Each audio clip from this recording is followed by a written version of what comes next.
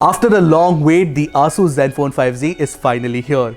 And thanks to its pricing, it goes up against the venerable OnePlus 6. And I'm pretty sure, like me, a lot of you would like to know which one of these two flagship smartphones takes better pictures. And therefore, in typical Mr. Phone fashion, I've decided to put them through rigorous tests and fight it out. For all intents and purposes, you can consider this camera comparison as a full camera review of the ASUS ZenFone 5Z. Hi, I'm Ershad from Mr. Phone, and here's a camera comparison of the ASUS ZenFone 5Z against the OnePlus 6.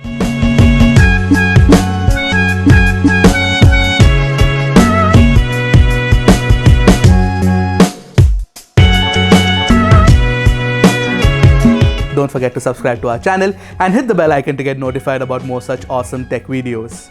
Instead of me rambling on about the specs, here's a convenient comparison infographic of the camera specs on the ZenFone 5Z and the OnePlus 6. You'll notice that the OnePlus 6 offers more megapixels, but the ZenFone 5Z's primary camera offers bigger pixels. We'll soon find out how that affects tests. While I have a proper test for wide-angle performance on both the phones, let me remind you that the ZenFone 5Z has a dedicated camera for wide-angle shots. So let's analyze that first. Take a look at the images below. One shot using the regular 24mm lens on the 12MP sensor and the other using the wider 12mm lens on the 8MP sensor. What I notice is that the ZenFone 5Z uses Auto HDR to actually fix the dynamic range on the regular shot. The Auto HDR mode doesn't fire when using the secondary camera. Therefore, the image looks dull and lifeless in comparison. There is a clear lens distortion around the edges and the software does zilch to fix it. And obviously, you get better details using the primary camera too. Having said that, I like the fact that you don't have to worry about moving far away from the subject to fit into the frame using the wide-angle camera. It gives you a better perspective and adds to the drama. But the images don't necessarily look as good. Here, I've shot an entire landscape that is visible from our office campus to test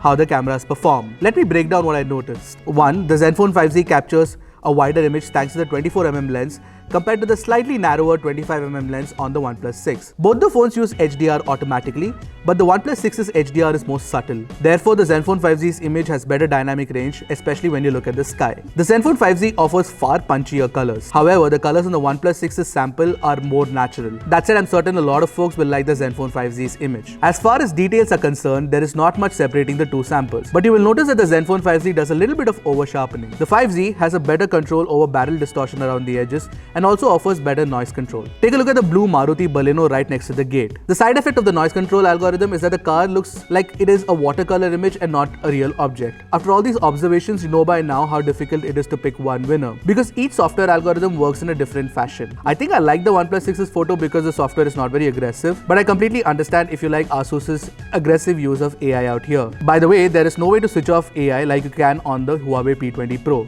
Actually, I'll refrain from choosing a winner in this round. In this shot, you will notice clearly that the ZenFone 5Z has way better control over the noise. Take a look at the corners and you will see that clearly. And it offers better dynamic range too when you look at the sky. I'm going to pick the ASUS in this one. In this shot of the sunflower, at first glance, I found the OnePlus 6 to be slightly better exposed. But I also noticed that the ZenFone 5Z offers far better color tones. Take a look at the yellow petals closely. The ZenFone 5Z doesn't smoothen out the lines, whereas the OnePlus 6 does it. Also, the ASUS image is ever so slightly crisper. The ZenFone 5Z edges out the OnePlus 6 in this round. If you switch off the HDR mode, the ZenFone 5Z loses out all the information in the shadows and underexposes the image. Therefore, I'd strongly suggest you keep Auto HDR on at all times if you end up buying the ZenFone 5Z. In comparison, the OnePlus 6 has a far better control over the non-HDR image and the dynamic range is good by default too. And therefore, the HDR shot doesn't need too much work and it is a very subtle implementation regardless. But the story is entirely different on the ASUS phone. ASUS just shoots up the drama by more than a couple of notches. No pun intended there. I mean, just look at this HDR shot. It feels like the camera engineers were paid more money to work on the HDR mode and they just went itsy bitsy overboard.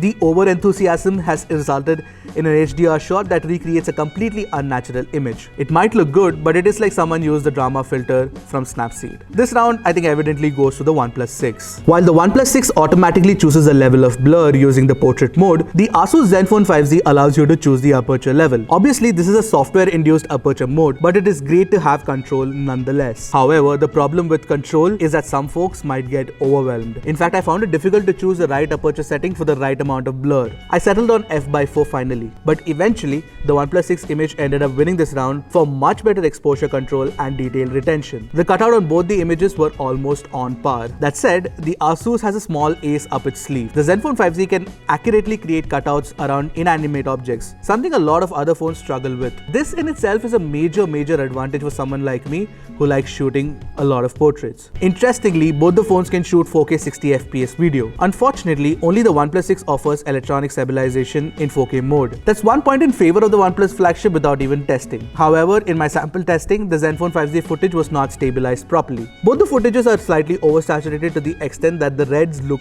pink. But the OnePlus 6 shoots at a much higher bitrate of around 120 megabits per second compared to the 68 megabits per second on the ZenFone 5Z. Moreover, even the stereo recording is better on the OnePlus 6.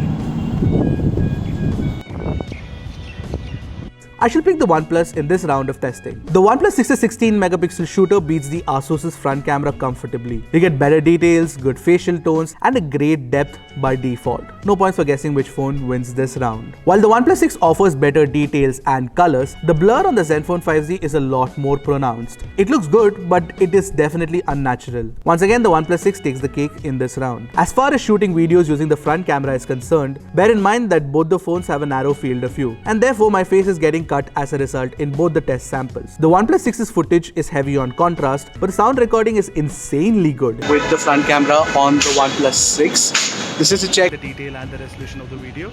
Do let me know in the comments. On the contrary, the ZenFone 5Z overexposes my face. Overall, I prefer the front camera on the OnePlus 6 for shooting videos. The low light test is where things get very interesting. The OnePlus 6 botches up color accuracy and shoots a very warm image. On closer inspection of the shot details, I also noticed that the OnePlus 6 chooses a higher ISO 2000 rating compared to the ISO 768 used by the ZenFone 5Z. And despite that, the ZenFone 5Z offers a better exposure. As far as details are concerned, both the cameras are on par. Overall though, I'm picking the ZenFone 5Z as the winner. Even with the flash on, the OnePlus 6 image looks warm. However, on closer inspection, you will notice that the OnePlus 6 manages to retrieve far more details from the shot thanks to the powerful flash module. So the OnePlus 6 takes the crown in this round. Shooting selfies in low light conditions without flash on smartphones is generally not a good idea. I did it regardless. The OnePlus 6's selfie looks slightly more detailed and has a better control over the noise. The ZenFone 5Z shot has some chromatic aberration around my pupils, which is clearly visible as well. Again, the OnePlus emerges triumphant. Both the phones use a screen as a flash to light up the face, and evidently the OnePlus 6 does a far better job than the ZenFone 5Z.